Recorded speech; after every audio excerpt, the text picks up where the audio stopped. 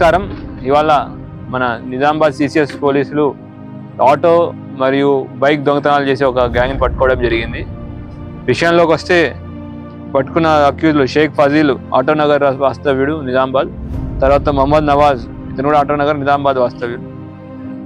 వీళ్ళు ఈజీ మనీకి అలవాటు పడి డబ్బుల కోసం ఆటోల్ని, ఇంటి దగ్గర ఉన్న ఏరియాలో ఉన్న ఆటోల్ని దొంగతనం చేయడం, దాని మీద ఉన్న చేసిస్ నెంబర్లు, దాని మిగతా నెంబర్లు ఎట్లాగో రిజిస్ట్రేషన్ నెంబర్తో కాకుండా దాంతోపాటు ఇంజిన్ మీద ఉన్న నెంబర్లు కూడా వీళ్ళు సుత్తితో వాటితో చెరిపేసి వేరే వాళ్ళకి అమ్మడం చేస్తున్నారు.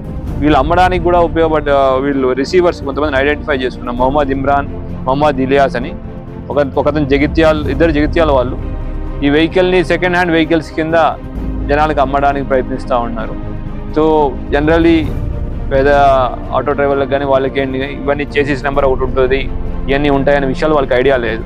సో దాన్ని వీళ్ళు ఆసరాగా తీసుకుని ఇట్లా చేసేసి నెంబర్స్ మార్చేసి నెంబర్ ప్లేట్ లేకుండా మళ్ళీ అమ్మడం జరుగుతూ ఉంది.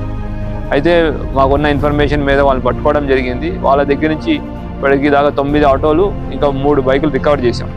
అయితే వీళ్ళ దాంట్లో కొంతమంది అక్యూజ్లు మిస్సింగ్ ఉన్నారు. షేక్ అలీం, మొహమ్మద్ వాహిద్ అని. ఇంకా వీళ్ళని కూడా పట్టుకుంటే లార్జర్ నెట్వర్క్ ఏదైతే ఉందో సెకండ్ హ్యాండ్లో వెహికల్ని కనుక అమ్ముతున్నాం అని చెప్పి దొంగ వెహికల్స్ అమ్ముతున్న ఒక నెట్వర్క్ని మేము ఛేదించవచ్చు. దాని గురించి కూడా ప్రయత్నం చేస్తూనే ఉన్నాం.